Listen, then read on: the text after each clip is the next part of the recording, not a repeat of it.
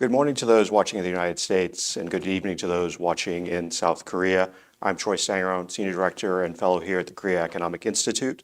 We're excited today to launch our 4th annual survey on American attitudes towards the Korean Peninsula. This is a survey that we take and we do annually with YouGov. We ask Americans their views on the U.S. Korea alliance, trade with South Korea, their views on North Korea in regards to their nuclear weapons program, the importance of human rights and other issues. And we also look at issues such as how frequently Americans consume South Korean cultural content. This year, in light of the Trilateral Summit, we've also asked Americans their views on U.S. Korea-Japan Trilateral Cooperation. That's something we're looking forward to talking about today. For those interested in details of the survey, the full survey is available on our website at KEI.org under the analysis section. You can also find the survey in the chat function YouTube right now if you're watching. We'll also, for those watching online, please take, and if you have any questions during the program, post them in the YouTube chat function, and we'll be monitoring those as well.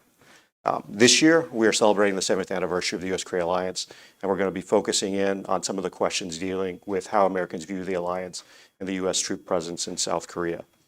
To discuss these results, we're happy to have Dr. Koo-yeon Chung, an Associate Professor of Political Science at Kangwon National University. Her research focuses on American and South Korean foreign policy and security issues in the Indo-Pacific, including security architecture, maritime security, and gray zone conflict. We also have next to me Scott Snyder. He is the Senior Fellow for Korea Studies and the Director of the Program on U.S. Korea Policy at the Council on Foreign Relations. His program examines South Korea's efforts to contribute on the international stage, its potential influence and contributions as a middle power in East Asia and the Peninsular region, and regional and global implications of North Korean instability. I'm also delighted to have my colleague Andy Hong, who's a program officer here at KEI. He works with me each year on putting the survey together and working with YouGov on developing this. I'd like to take and start, Dr. Chung, with you. This is the 7th anniversary of the U.S. Korea alliance.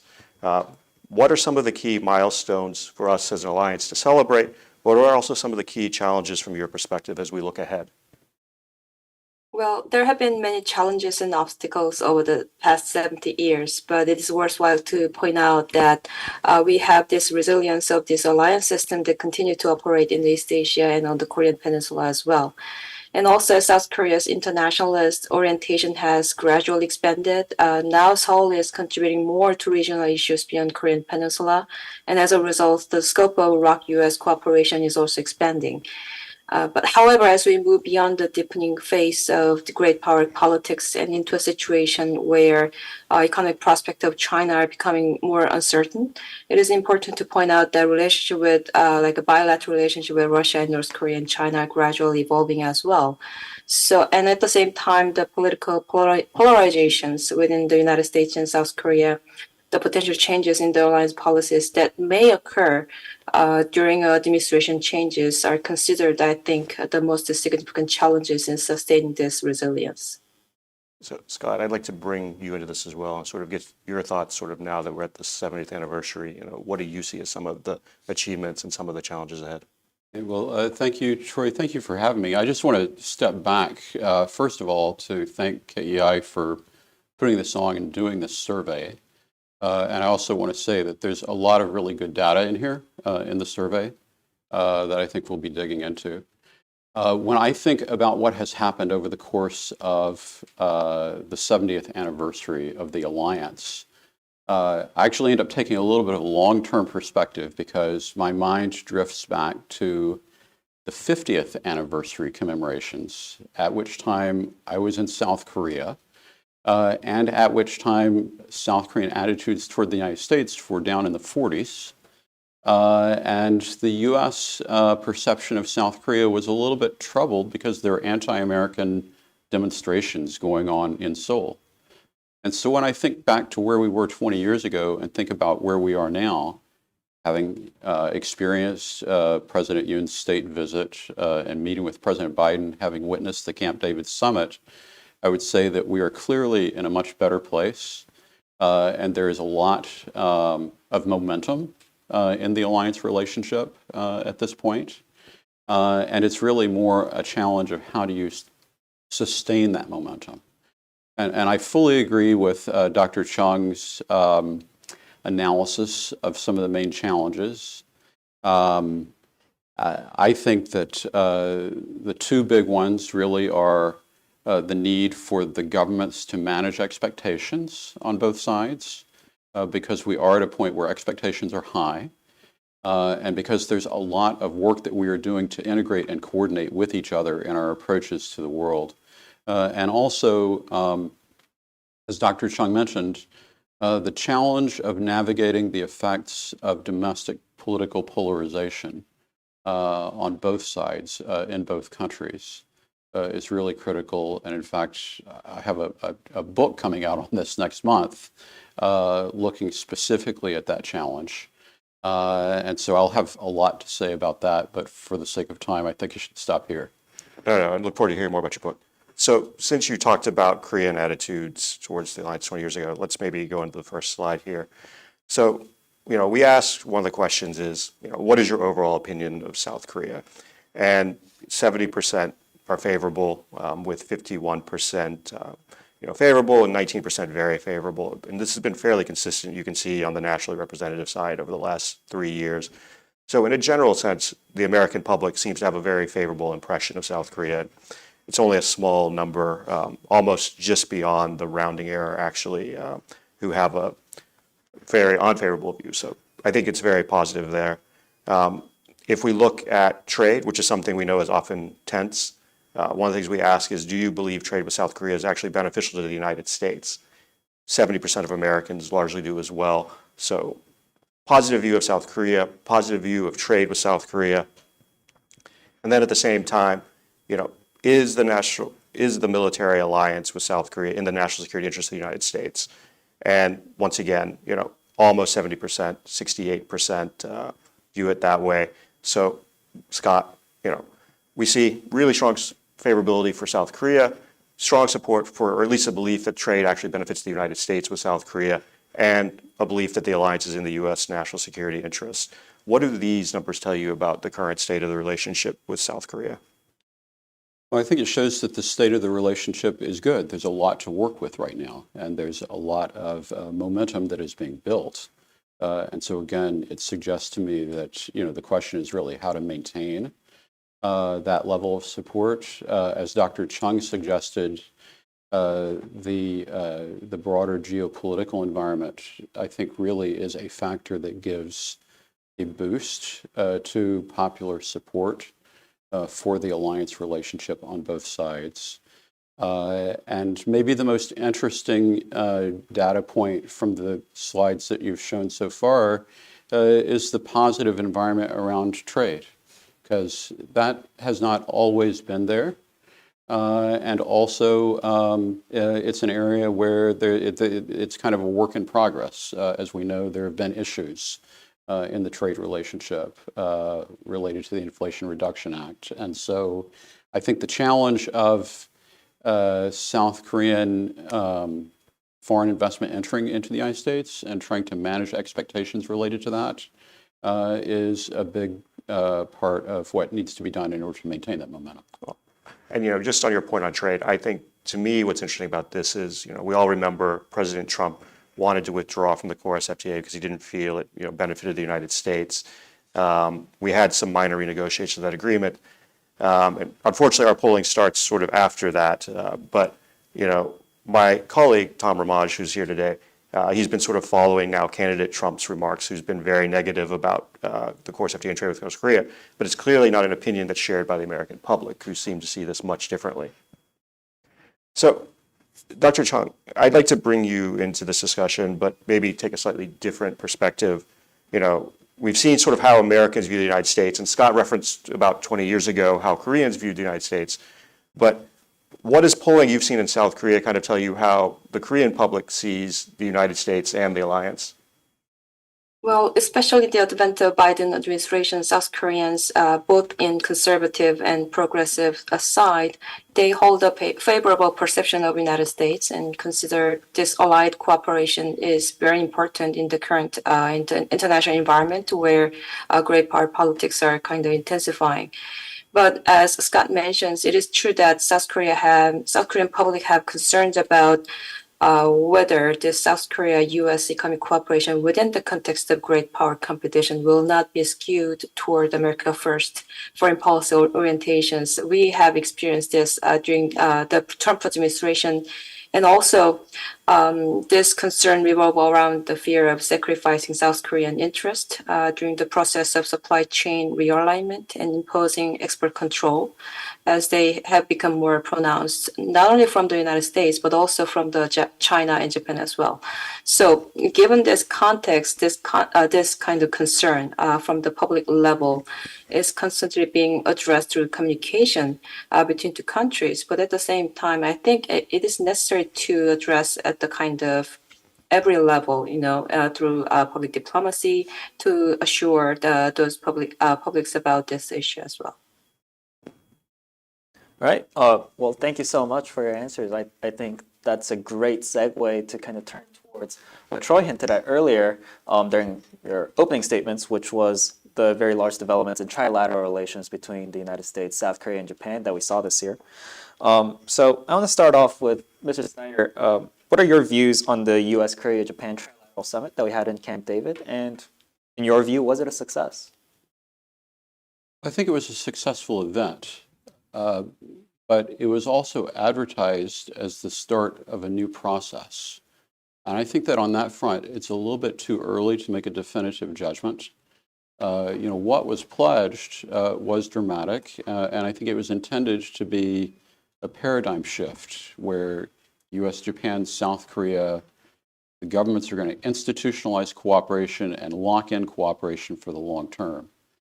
And I can see that that's a desirable aim, but I also am not yet convinced as to its feasibility, especially as all three countries will have to navigate transitions in political leadership in the future. And so I think that what that means for the moment is not only did we have this event, but I think that it's likely that the governments are also going to be trying to work very hard in order to create momentum around this process and to engage in deep consultations with their counterparts in order to build out the infrastructure that they provide the architectural framing for at the Camp David Summit. Right, thank you, Mr. Snyder. I think that's very insightful and more of a measured analysis of where we can take these things forward. And I want to turn to Korean views. Dr. Chung, has there been any polling done on public views in Korea on trilateral cooperation with Japan? And what are Korean public views on such cooperation? Well, when it comes to this trilateral cooperation between three countries, it has been pretty well received, and most public at the end as well as elite level, they generally agree the necessity of this trilateral cooperation given the security landscape and economic landscape in the East Asia as well as in the Pacific under the great power competition. But the public sentiment toward Japan, it is not about trilateral cooperation, but public sentiment toward Japan deteriorated significantly after the release of Fukushima contaminated water right after the Camp David summit. So that was an issue for the South Korean public. In relation to this, there is a polarized opinions regarding the timeliness, whether it was right time to start trilateral cooperation. Of course, they understand the importance of trilateral cooperations, but it is a matter of timing, whether it is kind of necessary and acceptable for South Korean public. As Japan just released this Fukushima reactor waters to the the Pacific Oceans. But nonetheless, there is a general agreement that South Korea, United States, and Japan trilateral cooperation is indispensable given the increase in North Korea's advanced missile capability. I see. Can I ask a follow-up question? Sure. So, Dr. Chung, is that something that you see sort of across the political spectrum, or is it sort of more, you talked about the problem of political polarization, maybe more on the conservative side and less on the progressive side, or does it transcend that?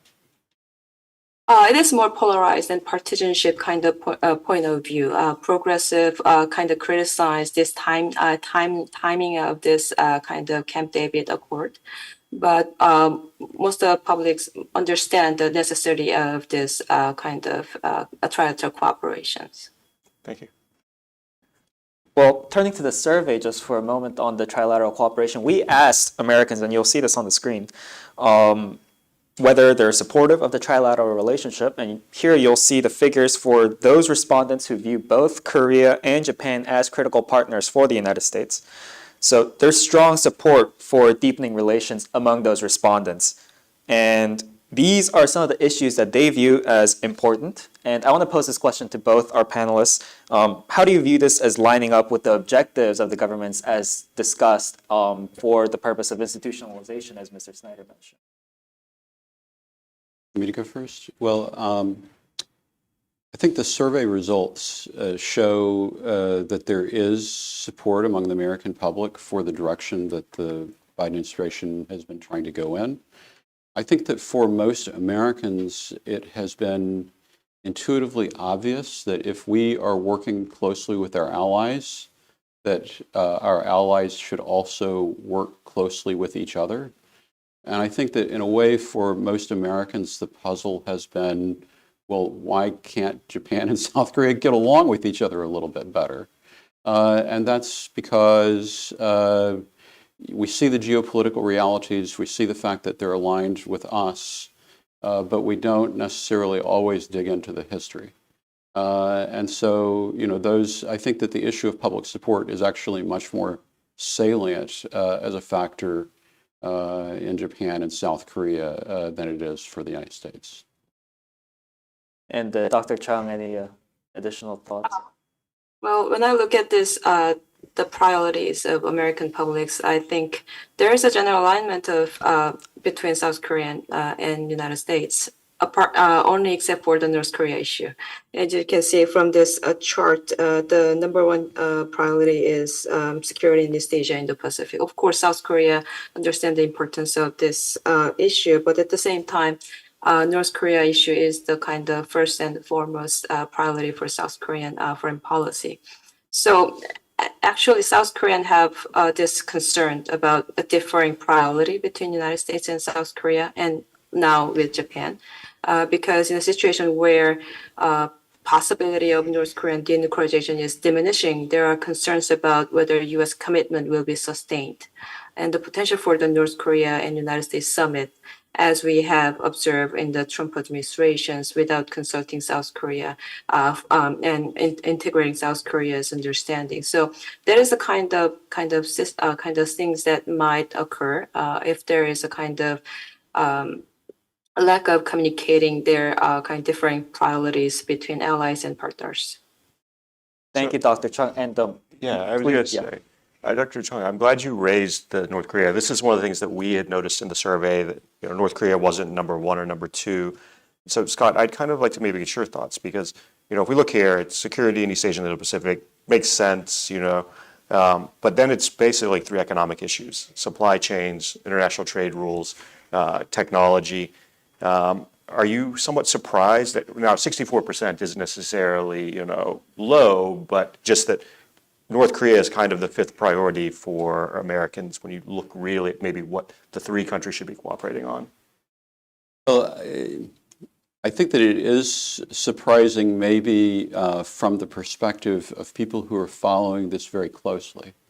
But then if you take into account the fact that North Korea is really not on the front page as much these days as it might have been in past years, and that some of these other issues are being emphasized more as part of the U.S.-China competition, then I can kind of understand where North Korea came out on this particular survey. I think it's more a function of the broader media environment than it is necessarily a ranking of the salience or degree of importance of each of the specific issues. I think that's it's very insightful. And Dr. Chung, please hold that thought on North Korea's denuclearization and all those discussions, because we will try to come back to that, because we had some interesting findings. But coming back to the bilateral relationship just for a moment, and I'm sure we have many things to continue keeping our eyes on for the trilateral relationship. But just looking at the bilateral relationship just for a second. We all know Korea is increasingly becoming more of an important partner for the United States. And to learn just exactly how, our dear Troy Stangerone and our colleague Dr. Clint Work recently published a piece on The Diplomat. detailing exactly how Korea is an important partner for the United States. So I'd encourage all of you to give it a read. But here you can see for South Korea, 5 out of 10 Americans are indifferent to Korea being a critical partner for the United States. And now I'm going to pose this question to both of you. Do you think it's because Americans are simply catching up to the role that Korea plays on the international stage and for the United States? Or is there a disconnect between the American public and the American policymaker on Korea's role and importance? Well, my own view is that public opinion usually ends up reflecting more the sunk investment in the relationship over time. And so as a result, there is a bit of a lag in terms of public's perceptions. Another way of thinking about it is when we think about university school rankings and schools that kind of coast on their reputation versus the question of are they the best school at this particular moment in terms of delivering instruction to their students. So that's kind of the way I look at it. But what is really interesting to me is that South Korea is in the kind of second tier and bidding to move into the first tier is the way that I would put it. As far as closeness to the United States. And Dr. Chung? Well, I think there is both works way. I think there is indeed a gap between kind of publics who knows about this issue and the general public. And also there is a process where this gap is gradually kind of narrowing. As you might all know, North Korea has been featured more prominently in the U.S. media than South Korea. And Korean Peninsula is often kind of portrayed as a conflicted zone. So through the industries like K-pop and South Korea, soft power is slowly gaining ground, resulting in increased understanding of South Korea among American public. And awareness of South Korea's contribution to the international community is growing and acknowledged. And I think as a result now, I think South Korea is seen as a critical partner. Of course, we are at the number 7, but I think it's kind of higher than I expected. So I think it works both way. I think it's interesting you brought up, soft power as one of the ways that we can start to bridge that gap that Mr. Snyder mentioned. I guess I want to follow up with what are some ways that South Korea and the United States can bridge that gap between public perception and Korea's actual role on the international stage? Well, one way is for the governments to continue to emphasize each other as a partner. I think that has been happening, especially over the course of the past year or two. And the other factor that I think is critical that you just referenced is to what extent is there understanding or impressions of the other that are built into the broader public consciousness? And in a way, that's a complicated question because on the Korean side, obviously America occupies a huge space. On the U.S. side, as I'm sure we'll talk about more, Korea is moving up in American public consciousness, but there's more space to move forward. There's further that South Korea can go. I also think, one challenge South Korea made. So we talked about this in the last year's survey, and when we looked kind of at, the consumption of Korean cultural content, while BTS and Squid Game are well known in the United States, on the whole, like the consumption of Korean cultural content, while we've noticed it's actually been growing over the last few years, and some of that we think is that it's because younger people are now aging into the survey, and Korean culture is much more popular with younger generations and older generations in the United States. But the real challenge I think South Korea faces is that we live in a fractured media market to where, there are countless channels. You can watch things on the internet. There's still a lot of cable channels. You have broadcast media, and all of them have very small slices of the public's attention. And so I think on the one hand, that's maybe helped South Korea break in on a cultural standpoint, but I also think it makes it a challenge to really kind of grow because you have such a divided attention of the American public because you have a divided or a fractured media market. I think we can move on to the U.S. national interest in East Asia. So one of the things that we asked is what do you believe is the most important interest for the United States in East Asia? And this has the last 3 years data on this. And you can see countering the rise of China is still, by 1%, the most important from the U.S. public's perspective. But that's actually been declining despite the fact that we're talking a lot about, the rise of China and the challenges we face from that. At the same time, trade economics has grown and defending friends and allies has declined, at least this past year as opposed to the year before. So, Dr. Chung, I would just kind of like to maybe start this conversation with you and sort of, you've talked about this some, but from the South Korean perspective, what are South Korea's national interests in East Asia?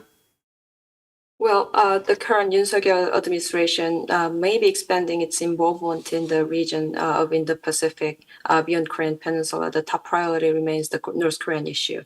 Of course, Yoon Suk-yeol administration emphasized this rule-based orders and also sometimes mentions about Ukraine issue and stability of Taiwan Strait as well. But the most important kind of issue and most important national interest in the region is North Korea, as we all know. In addition to deterrence against North Korea, they will be likely to desire to engage a strategy of dissuasion in various areas such as sanctions, cyber activity, and human rights to normalize relationship with North Korea by communicating with neighboring countries, especially with the United States and Japan and other like-minded countries. This does not necessarily mean antagonizing China, but the focus is expected to be on expecting cooperation with U.S., Japan, and prioritizing effort to enhance leverage over North Korea and bolster South Korea's position in the regions, especially in dealing with North Korean issue and regional affairs.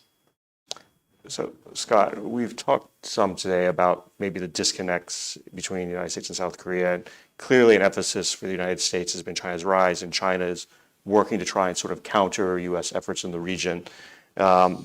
So what does that mean for you in terms of U.S.-Korea relations and how China's rise and the way Americans view that rise is impacting the relationship? That's a complicated question, and I've been watching that pretty closely. It's a question that I think is not necessarily well informed or captured by the public opinion polling at this point. And so what I would say is that what has clearly been happening over the course of the past year has been that the Yoon administration has come into closer alignment with the U.S. In its approach toward China, but it doesn't mean that the issue of North Korea has faded. Instead, I think that it's that the scope of the alliance is expanding to encompass both China and North Korea. And so the main risk in that context is actually that the U.S., in its focus on China, fails to also take into account policy toward North Korea sufficiently to satisfy South Korean needs and objectives. I don't think that that has necessarily occurred yet, but I do think that it is a risk, and the area where I think that so far may come out most clearly as an issue to watch, and I don't necessarily see this as a contradiction, but I think it's an important issue to watch, is the U.S. focus on the potential for contingency related to Taiwan. And President Yoon's response to that very question last fall in a CNN interview, where he basically said, well, in the event of a conflict in Taiwan, we're going to take care of North Korea. And I think that's actually a very logical answer from a South Korean national interest perspective, but it is an answer that runs the risk of generating some concern or focus on the part of some U.S. policymakers. No, that is interesting because I've been in different discussions, like private roundtables, to where you talk about this issue, and one of the things that at least those who have experience serving in the military is that one, basically there's not really much on the Korean Peninsula in terms of U.S. assets that you could really transfer to a Taiwan conflict. There's some things in terms of air assets, but two, you also, it's natural to need to take and ensure that there isn't a second front opened on the Korean Peninsula, and so you couldn't really draw much away from Korea. So it's interesting how we have this discussion about wanting Korea to do more when in some ways Korea is already constrained in terms of what it can do. Yeah, I take that point, but I think that Korea is also doing more at the same time that we're focused, as at the same time that we're still cooperating on North Korea.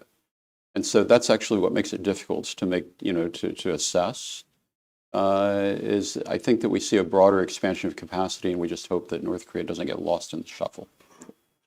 So one other thing I want to kind of dig into a little bit more here is this, issue of, trade now being, more prominent. You talked about some of this in the consciousness and everything, but clearly the trade relationship is also tied up in China, both in terms of our supply chains, in terms of critical minerals and other issues.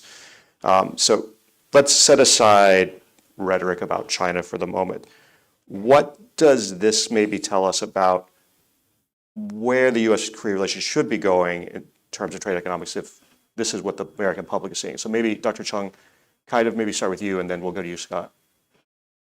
Well, among the South Korean public, in the domain of security, countering China has been understood as a matter of winning or losing between U.S. and China, while in the economic domain, compromise is seen as probable in the middle. Especially given the substantial economic interdependence between U.S. and China, South Korean public think that there may be come a point where negotiation between two countries are feasible, taking into account the idea that U.S. policy is not aimed at complete decoupling, as Biden administration numerously emphasized. So such concern exists among general public level and sometimes elite level in the progressive side. And I think these narratives are detrimental to both allies' reliability in the future, given considering how United States will react to those issues in the economic domain.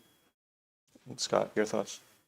Well, I think that in the context of the U.S.-China competition, for most Americans, the main effects on the trade and economic side are one, South Korea is sending more investment to the United States, and that means that they're working closer with the United States on trade and investment issues. And so I think that, for those issues, South Korea is actually benefiting, and it's an area of cooperation that has been identified. And actually, the main way in which I see it affecting the broader relationship is that with investment in local communities in the United States comes greater awareness and greater appreciation of the importance of foreign investment, from at least the countries that are making the investment. And so what I felt that I witnessed, for instance, at the state visit back in April, was greater attention, especially from members of Congress who had South Korean inward investment coming into their districts. And I think that on balance, that is actually very healthy for the relationship and for the sense of equivalency in the relationship. And so I think that will be a factor that undergirds American support for the relationship longer term. I think this ties into your earlier point as well. While there have been tensions between the United States and South Korea in regards to the Inflation Reduction Act, the FT did an analysis of all the investments into the United States since it was passed at the one-year anniversary. And actually, South Korea has made more investments in the United States than the EU combined in any other country. So South Korea has been the major investor in the U.S. and going into these local communities. Yeah, that's right. My research shows that South Korea has moved from something like 19th to 12th in terms of sources of foreign investment in the United States. And I think that as South Korea moves up the ladder, it will yield greater American appreciation of South Korea as a partner and as an ally. If I may, Troy, just really quickly on that point, I think a lot of those investments and deepening trade relations we can clearly see with the upward trend of a lot of American attitudes towards the more positive side for a lot of these trade relations. I think we can clearly see, we're seeing results already, at least in the public opinion field. I wanted to turn to Dr. Chung and ask if we're seeing similar trends in South Korea related to Korean public attitudes towards the U.S. Korea trade ties, and see, because as we know, there were some concerns with relations to legislation like the Inflation Reduction Act that we saw. CHIPS Act. Right. So I was wondering if these positive trends are also reflected in Korea. Well, there are very limited understanding and acceptance about this positive kind of changes, and South Korea's public and as they are kind of receiving this partisan perspectives from progressive side and also from conservative side, I think there is a kind of limited amount of kind of understanding about this positive trend at this moment. So, Dr. Chung, Andy mentioned earlier that we'd get to the nuclear weapons question, and so should any country be able to have nuclear weapons or be allowed to keep the ones they have? And so most Americans, about half, are comfortable with the idea of the United States keeping nuclear weapons, then the UK, then Israel and France. But you can see what really has always stood out to us on this is that basically, a belief that no country should be actually able to have nuclear weapons. And, that's as strong as the idea that the U.S. should. So basically you have a split public. So, Dr. Chung, I'm curious, have you seen any polling about just nuclear weapons in general? I do know that there's polling about South Korea having a nuclear weapon, but is there a broader belief in South Korea that maybe no one should have nuclear weapons? Well, I don't think I haven't seen any pollings regarding that point. We kind of surveyed a number of times about whether South Koreans can have nuclear weapons, especially in the context of North Korea's kind of increasing their capability. But I don't think we have surveyed at that point as we seen from this chart. But I think as we have seen these discussions within South Korea, that South Korea needs to develop kind of indigenous nuclear weapons, this discussion might emerge one more time as North Korea's capability has become advanced, especially in the context of Russia and North Korea's cooperation becomes more visible. We are not sure which area they will cooperate over, but I think there will be some kind of technological kind of transfer or kind of some items can be transferred to North Korea.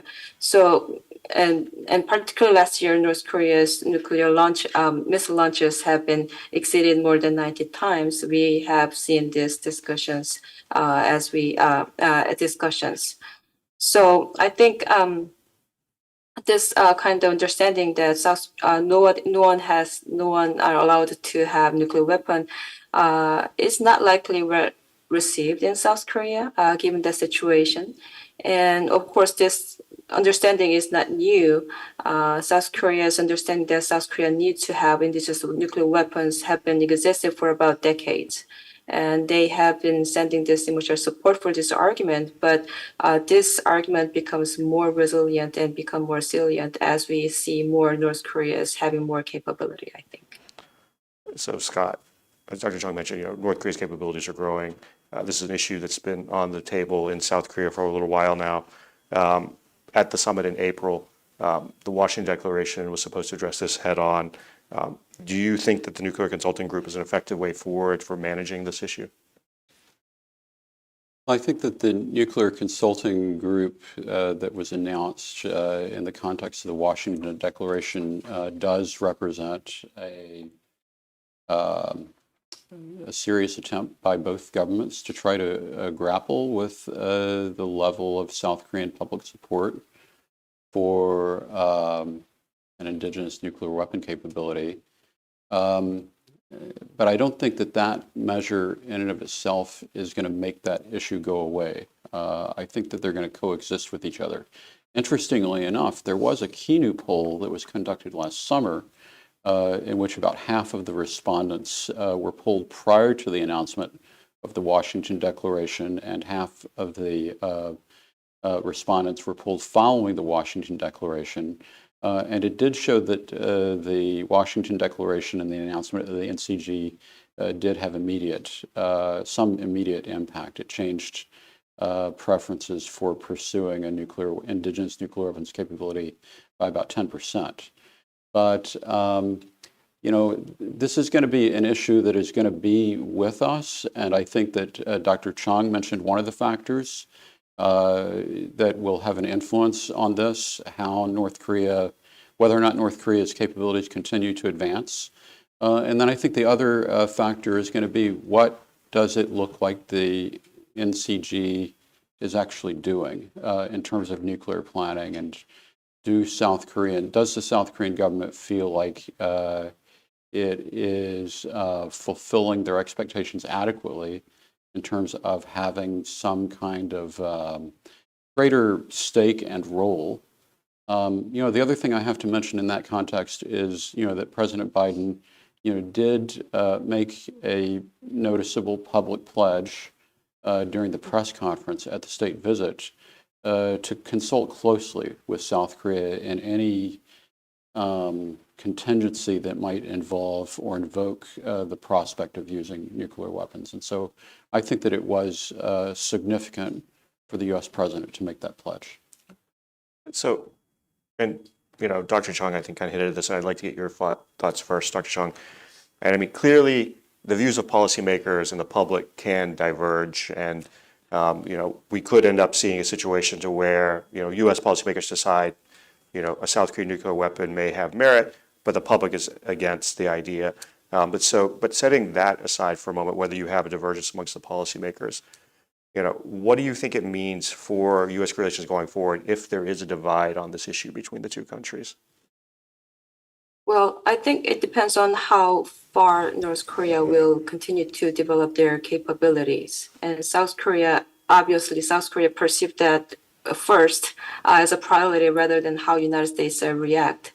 And given that we are kind of living right next to North Korea, who has the capability to threaten and sometimes possibly kind of attack South Korea, then South Korean public might think that having indigenous nuclear weapon might be a kind of rightful claim as a sovereign country, as North Korea is always claiming. So given that there is a kind of big gap between American public and South Korean public about this having nuclear weapon, I think that might kind of become a kind of potential source of friction, whether there is a conservative or progressive governments arises in South Korea, or Republican or kind of Democratic governments kind of rises in the United States. It could be an issue in the potential way.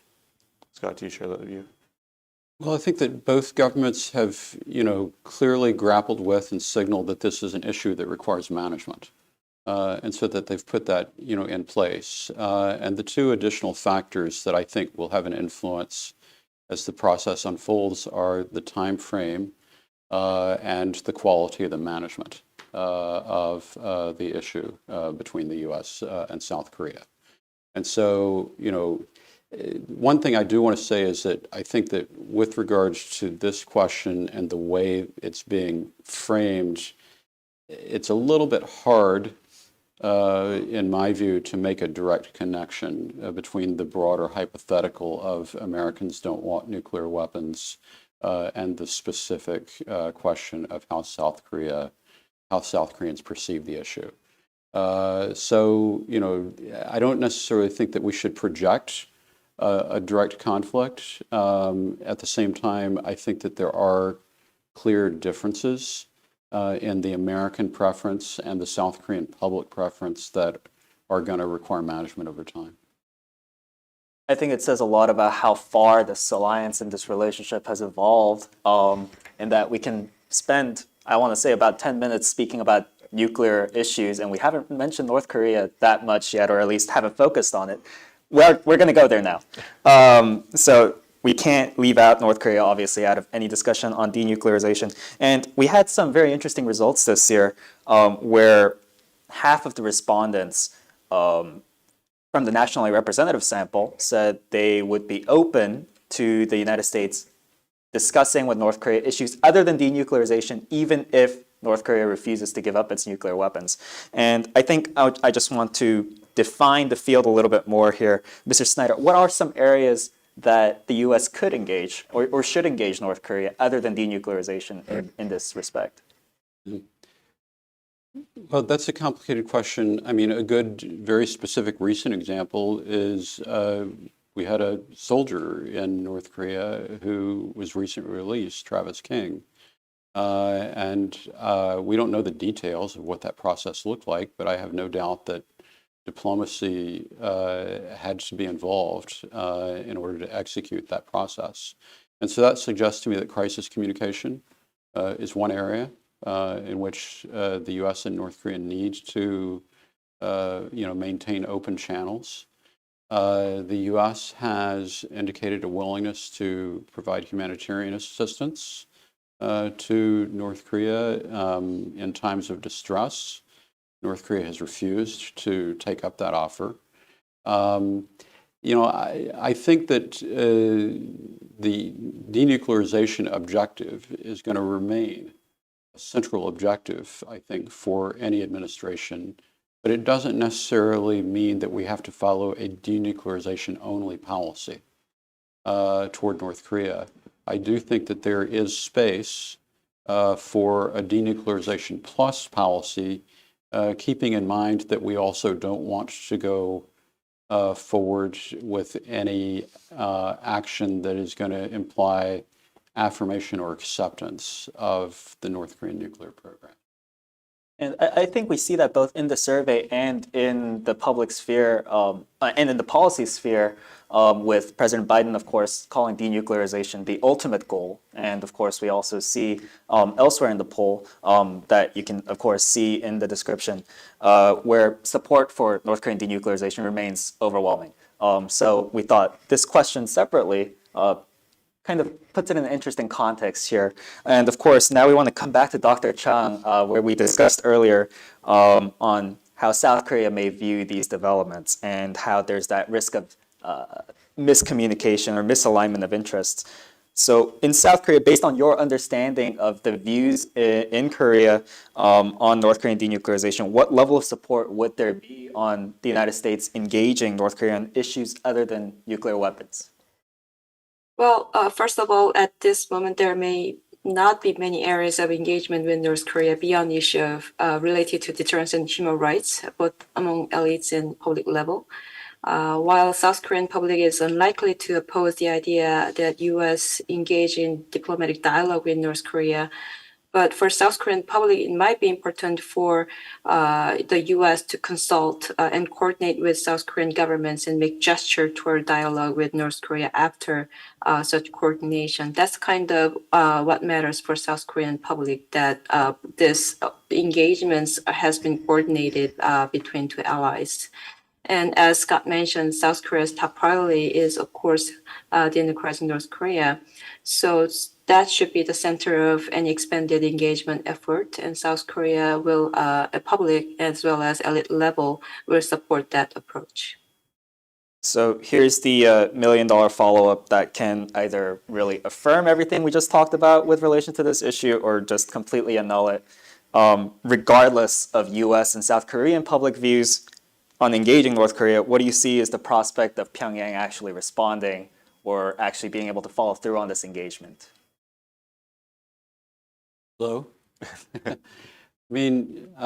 do think that North Korea, it has turned its focus away from diplomacy with the U.S. I think that what we saw very interestingly in Kim Jong-un's engagement with Putin, the summit, was perhaps a reframing of North Korean foreign policy. I like to call it North Korean foreign policy 2.0, because the last round of summitry was really focused, in my view, on trying to gain international and U.S. affirmation of the legitimacy of North Korea's nuclear development effort. And I think that failed, even despite Kim Jong-un's commitment to quote-unquote complete denuclearization. I think that the real aim was to be present on the international stage and gain legitimacy for North Korea as a quote-unquote responsible nuclear state. Now what we see is an environment because of major power rivalry and geopolitics, in which actually Kim Jong-un has an incentive even just to get affirmation from Putin and to pursue symmetry, I think maybe within the circle with Putin and then perhaps possibly with China at some point, but not necessarily to try to reach broader than that in terms of gaining any sense of legitimacy or affirmation as an objective of North Korean diplomacy. And Dr. Chang, would you also agree with that? Yeah, I agree with Scott that, of course, there is very limited potential for engagement in the first place on any other issues with North Korea, I think. But they are taking advantage of this geopolitical kind of rivalry as well. But at the same time, during the Biden administration as well as Yoon Suk-yeol administrations, I think they have less incentive to start dialogue and accept engagement. So we have one last slide that we want to touch on before we move to the questions. So if you're watching online again, please put your question in the YouTube chat function. So President Biden has emphasized the idea of shared values among allies and partners. And so we asked, is it important for the United States and allies to share democratic values? And we see 65% believe that's the case, 14% don't think it's important. So I'd be curious from both of you, maybe we'll start with you, Dr. or Scott, and then move to Dr. Chung. But what do you see the role of values, or what values do you see the United States and South Korea sharing? Well, we've made this into, at least rhetorically, into a bedrock for the relationship. And under current circumstances, especially with President Yoon and his emphasis on freedom, I think that it is a bedrock. But if I really look at what is going to drive U.S. cooperation with allies, I'm not sure that I'm somebody who believes that values is the core thing. I think it's actually, in the context of the current international order, the issue of rules and adherence to rules is the main kind of underpinning rather than necessarily values. Dr. Chung? Well, the idea of value diplomacy has been emphasized very often by the current Yoon Suk-yeol administrations, and I think this idea has been evolving so far as we kind of make more specific ideas about Indo-Pacific strategy at this moment. And as you can see from this joint hosting of Summit for Democracy last year, and South Korea, especially Yoon Suk-yeol administration, tried to emphasize the role of democratic system ideology, and also emphasizing this rule-based orders in the Pacific, as he emphasizing this changing status quo with the use of force is not allowed in this region. So it seems like South Korea very gradually accept this idea of value diplomacy, but as Scott mentions, how it is actually implemented is kind of very gradually, very slowly kind of evolving at this moment. And South Korea is watching how United States are taking this value diplomacy in the Indo-Pacific, and also watching other partner countries like Japan and Australia are taking this issue with Pacific Island countries as well as ASEAN countries, and how they are kind of taking this value diplomacy into actions. So I think for South Korean government, I think it is in the making, I think. Okay. Well, we have a few minutes left, so I want to turn to the audience for questions. If you have a question here in the audience, please raise your hand and just give your name and affiliation. The lady right back here.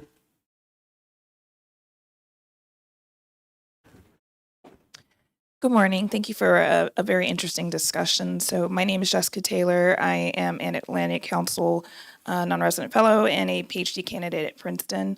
But just prior to those, I was at U.S. Korea as a geopolitical strategist. So my question more so comes from that angle.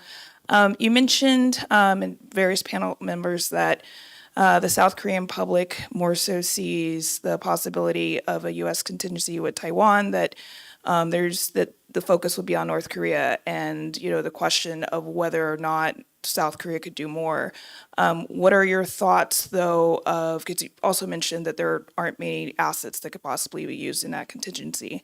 But as the United States and South Korea look possibly to push more strategic assets to the Korean Peninsula for North Korea, does that viewpoint change at all? That the United States may also possibly look to use some of those assets in a contingency, and how South Korea would feel about that, or even just the possibility of using U.S. bases in support of a contingency across the strait. So, Dr. Chung, I think you might be best placed to touch on that. Well, of course, as Jessica mentions, there is a discussion that when some contingency occurs in Taiwan Strait, the one of the kind of reason that we can actually publicly explain is that we concern more about North Korea, and this is not about kind of opportunistic behavior, but whether kind of Taiwan Strait contingency may not be escalate without this behavior, opportunistic behavior of North Korea. So given that situation, then South Korea might take the kind of the role to stabilize on the Korean Peninsula, because that's kind of main reason we have this alliance in the first place. The other reason we didn't really kind of explicitly mention our commitment about this Taiwan contingency is concerned about our relationship with China as well. As I mentioned a number of times, South Korea's foremost priority is North Korea, and North Korea has the only foreign relationship is with China. So given the situations, then South Korea needs to kind of manage the situation with China as well. So in that situation, because of that, South Korea kind of maintain the current positions and current rhetorics in that regard. Okay. And then, Mark, do you still have a question? Yes. Thank you. Great panel. Interesting poll results. Mark Fitzpatrick with the International Institute for Strategic Studies and also a board member of KEI. I want to go back to one of the earlier questions and answers regarding the areas in which respondents who wanted stronger relations with Japan and South Korea, the issues, the areas where they wanted to, this slide. The fact that North Korea is, fifth there in areas where the United States should deepen cooperation with Japan and South Korea was viewed by some people. I guess, Dr. Chung, you thought this, sort of saw this as a discrepancy between views in the United States and Japan, that South Koreans would rank higher the emphasis on North Korea. And I just, I was thinking, actually, I'm not too worried about this for three reasons. One is that security in East Asia is a broader term, which could encompass issues regarding North Korea. Korea's in East Asia. So that might be one reason people put that higher. A second reason might be that focus on North Korea is already very high. And so we don't necessarily need to deepen cooperation on an area where the cooperation is already so deep. That might be one answer. And then a third thought that came to mind is that South Korea always has been wanting to broaden its international relations impact, to broaden its role in the world beyond North Korea, to not be always tied to the Korean conflict issues. And so the fact that Americans are more interested in deepening cooperation abroad, about security more broadly, that should be consistent with South Korea's own desire to expand beyond the North Korean issue. What do you think? Well, I think that answer makes sense, but at the same time, this is the kind of public survey research from the public level, and public think this security in East Asia and Indo-Pacific is much more important than North Korea issue. Of course, foreign policy is not entirely driven by public opinion. Elite has their own priority, but at the same time, public opinion in this kind of very uncertain domestic politics in the United States might affect United States governments in the next governments of United States. So given that South Korea's might worry that the gap between priority might affect these two allies relationship in the future.